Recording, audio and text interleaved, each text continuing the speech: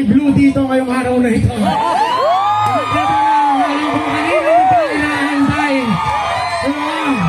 Ang mahal kong Mayora, ang Congresswoman ng Taong Bayan, ang may kaarawan ngayong araw na ito, Larga Batangas, Larga Ikalawang Distrito ng Batangas. Palakpakan po natin, Congresswoman Jinky Beatrix Luisa. Larga Batangas, Second District! Larga Batangas, Second District! Sige nga kung talaga buhay pa, taga Second District. Itanong mo sa akin.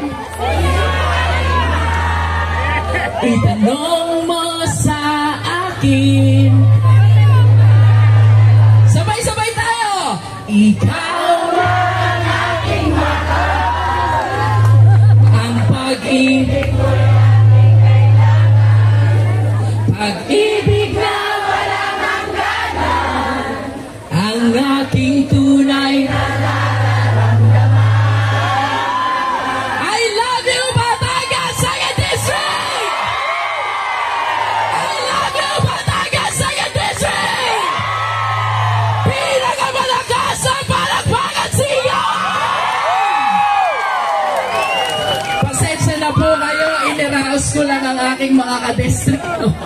Sa lahat po ng mga lingkod bayan, mula sa level ng kapitan, mayor, board members, kapwa ko congressman, magandang umaga po sa inyong lahat. We are so blessed to have been gathered in one Batangas. At ito po ay hindi magkakaroon ng katuparan kung hindi dahil sa ating iginagalang, kinikilala, iniidolong pamilya dito sa lalawigan ng Batangas, ang pamilya Recto. Inyo pong palakpakan!